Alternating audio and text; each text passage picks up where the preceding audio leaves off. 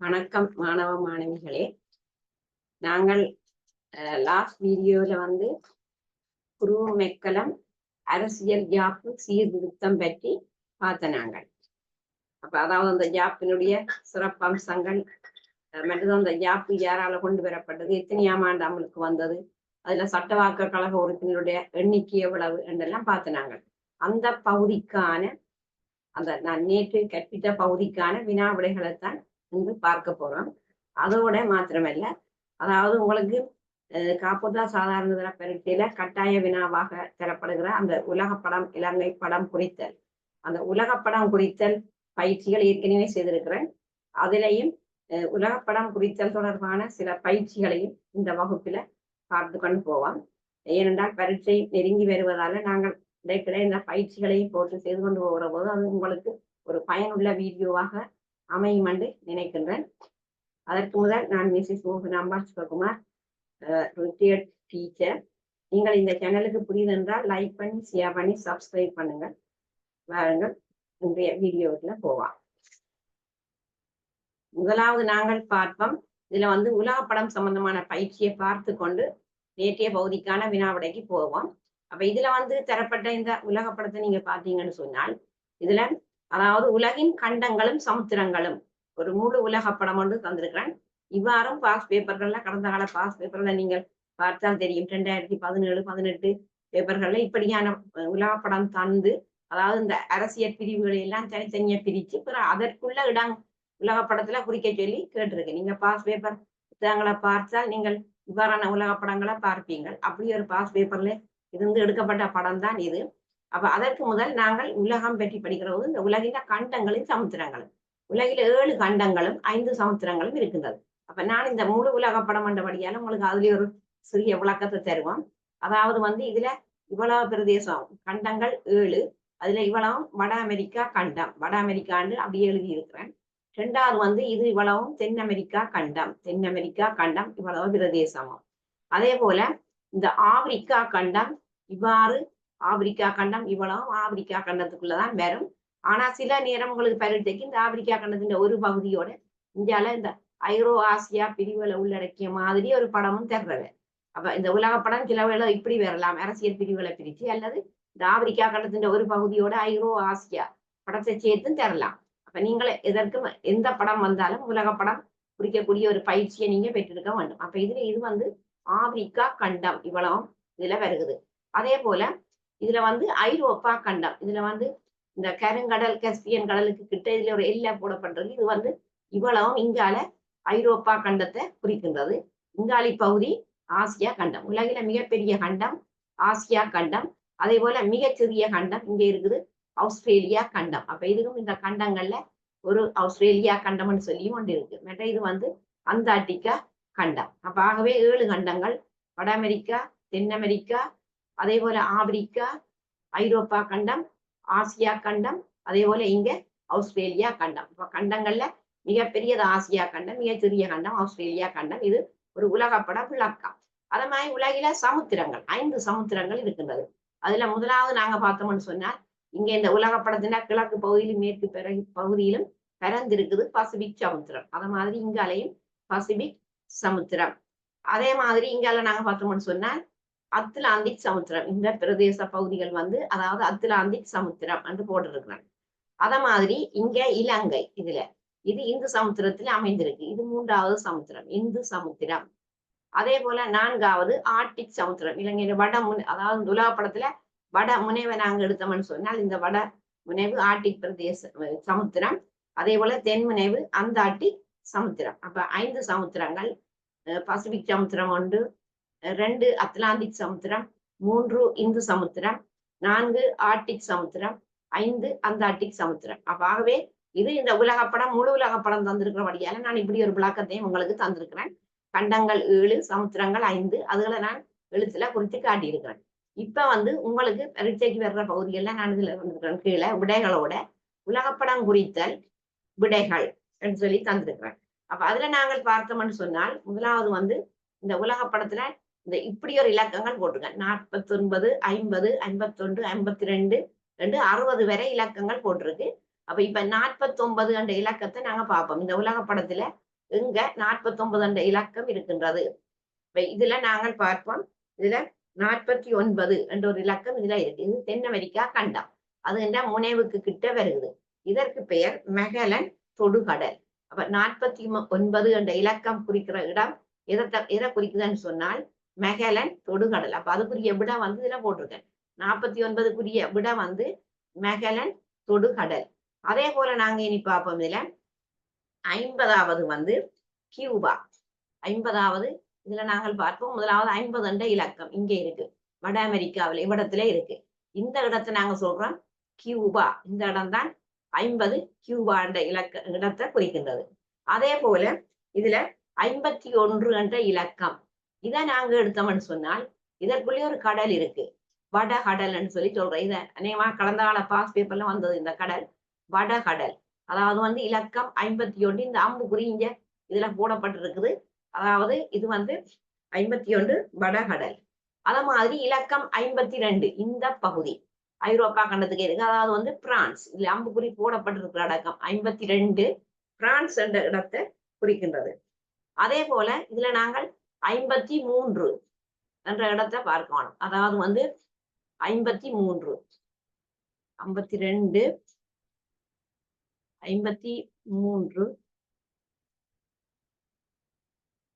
53 என்ற இடம் வந்து ஜெர்மனி. 51 52 இல்ல 53 ஆணையில போயிரு பாருங்க. 54 பார்ப்போம். 54 எடுத்தோம்னு சொன்னால் இது புயல் முனை. 54 புயல் முனை. இது எந்த கண்டத்துல இருக்குன்னு சொன்னால் அதாவது ஆப்பிரிக்கா கண்டத்திட்ட தென் முனைவு இதுல இருப்பதுதான். அதாவது வந்து நாங்க சொல்றோம் புயல் முனை என்று சொல்லி சொல்றோம். இதுல புயல் முனை அதாவது 54 என்றது இதுல 53 விடுங்க. 54 தான் நான் இதுல சொல்லியிருக்கிறேன் புயல் முனை என்று சொல்லி சொல்லப்படுகின்றது.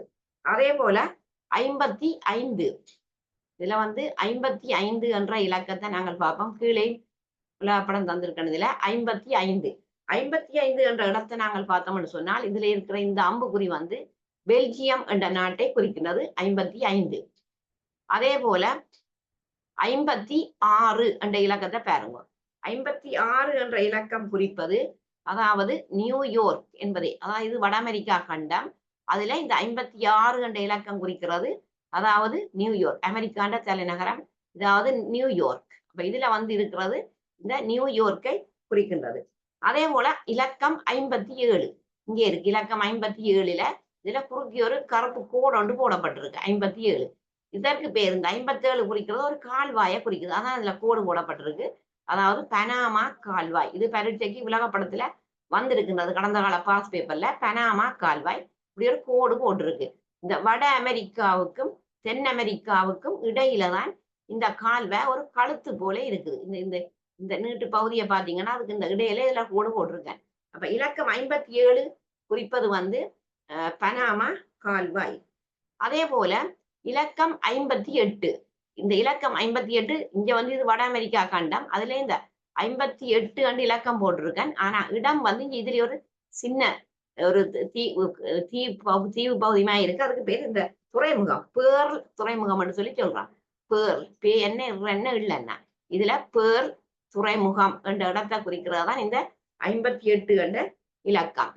அதே போல இலக்கம் 59 பாருங்க. இதுல இந்த 59 போட்டிருக்கிறேன். இந்த விளிம்புல அதாவது வந்து லிஸ்பன் என்று சொல்ற லிஸ்பன் போர்த்துகலின் தலைநகரம் என்று சொல்லி சொல்லப்படுது. அதாவது வந்து இந்த இடம் லிஸ்பன் என்ற இடத்தை குறிக்கின்றது 59. அதே போல இலக்கம் 60 நாங்க எடுப்போம். இந்த இலக்கம் 60 இதுல தரப்பட்டிருக்கின்றது. அது வந்து எந்த துறைமுகத்தை குறிக்குதுன்னு சொன்னால் டன்சிக் துறைமுகம் இலக்கம் 60. அப்ப நாங்கள் இந்த எழுத்துக்களை நீங்க இங்க பாத்தீங்கன்னு சொன்னா இந்த எழுத்துக்கள் ஒவ்வொன்றுக்கும் இங்க போடப்பட்டிருக்கு. இப்ப உதாரணமா பாருங்க இலக்கம் 57 இதுல போட்டிருக்கேன் பனாமா கால்வாய். அப்ப உடனே நீங்கள் இந்த உலகப்படத்துல 57 என்ற இலக்கத்தை பார்க்கணும். பார்த்தீங்கன்னு சொன்னா இந்த இடம் குறிப்பது வந்து பனாமா கால்வாய். அத மாதிரி இதுல இன்னொரு இடத்தை பார்ப்போம். அதாவது 56 நியூயோர்க். இந்த இலக்கங்களுக்கு பக்கத்துல வந்திருக்கிறதெல்லாம் விடைகள். உலகப்படத்துல நீங்க அதை பார்க்கலாம். 56 நியூயோர்க். இதுல வந்து நாங்கள் 56 என்ற இலக்கம் இங்கே இருக்குது வட அமெரிக்கா கண்டத்துல.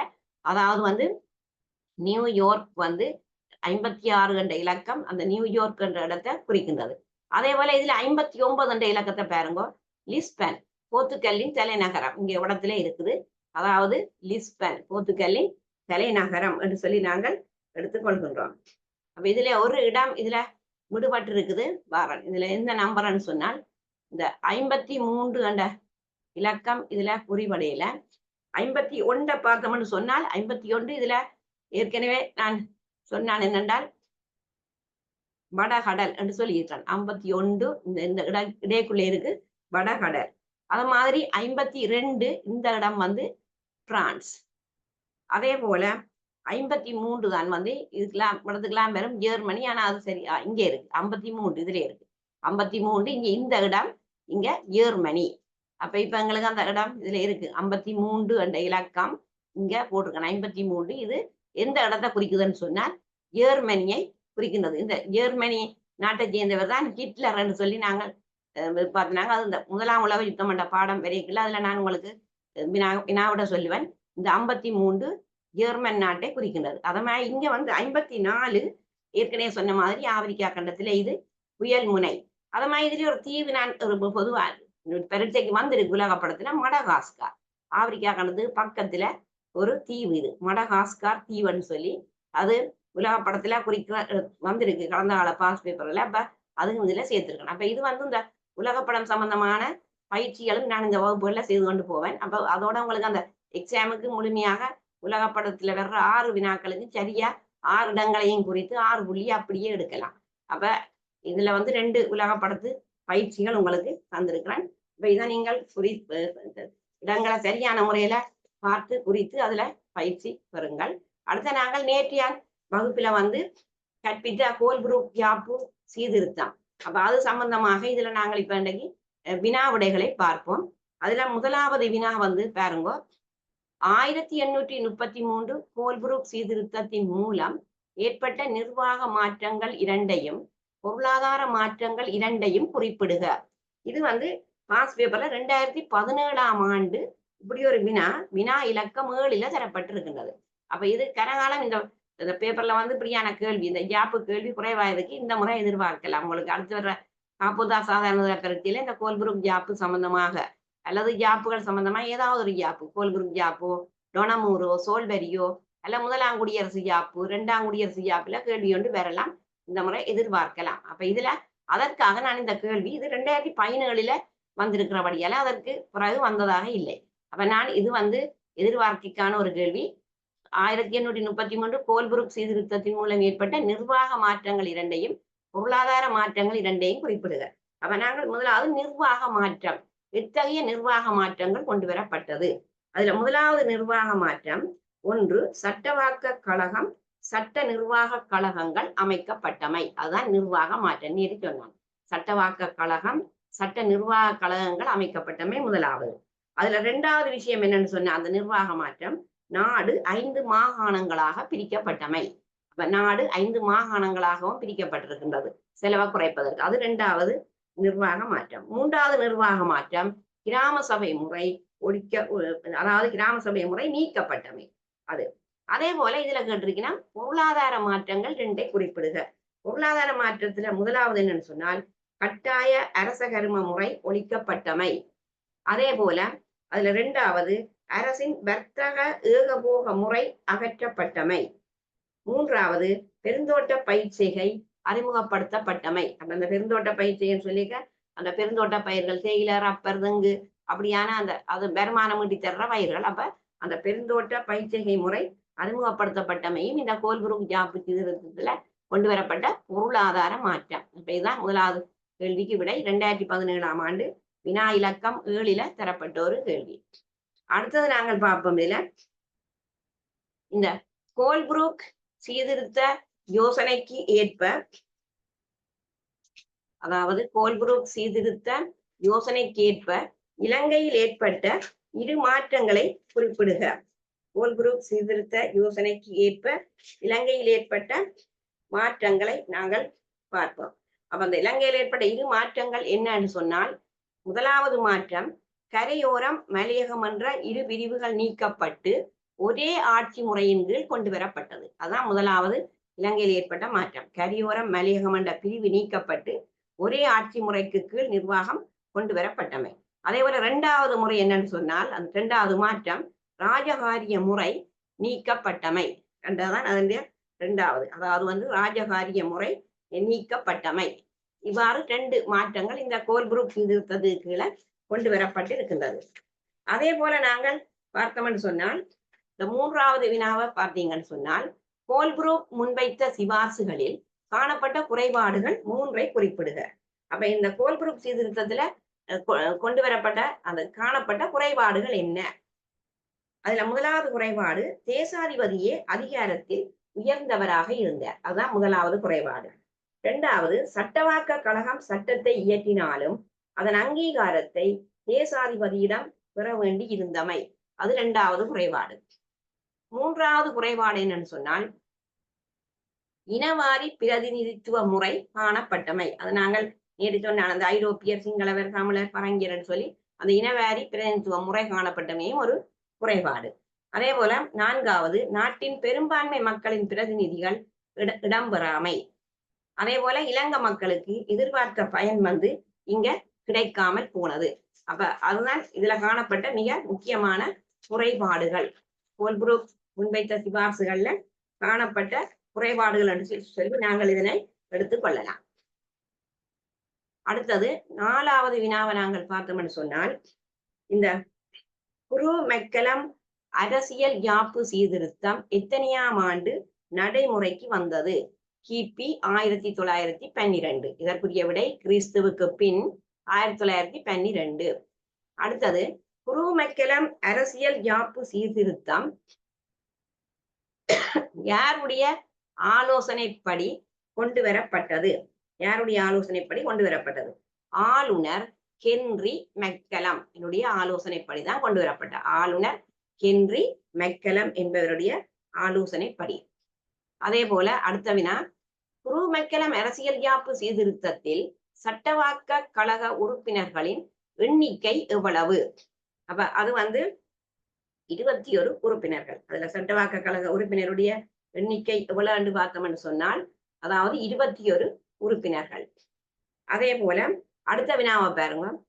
இது பகுதி 1 பேப்பர் 1ல ஒரு வினா. இலங்கை மக்களுக்கு முதலில் வரையறுக்கப்பட்ட வாக்குரிமையை வழங்கிய யாப்பு எது? அதாவது இலங்கை மக்களுக்கு முதல் வரையறுக்கப்பட்ட வாக்குரிமையை வழங்கிய யாப்பு எது என்றதற்கு அது சரியான விடை குரு-மெக்கலம் யாப்பு என்றதான் அதனுடைய அந்த விடை. அத மாதிரி அடுத்த கேள்வியை பாருங்க. குரு-மெக்கலம் யாப்பு சீர்திருத்தத்தின் முக்கியமான அம்சங்கள் 3னை குறிப்பிடுக. அதாவது குரு-மெக்கலம் யாப்பு சீர்திருத்தத்தின் முக்கியமான அம்சங்கள் என்ன? முதலாவது அம்சம் சட்டவாக்க கழகத்திற்கு முதன்முறையாக வாக்குரிமை மூலம் பிரதிநிதிகள் தெரிவு செய்யப்பட்டமை. அது முதலாவது. 2வது இலங்கையருக்காக கல்வி கற்ற பிரதிநிதி ஒருவர் தெரிவு செய்யப்பட்டமை 2வது. 3வது தொடர்ந்தும் உத்தியோக சார்பற்றோர் பெரும்பான்மையாக இருந்தமை.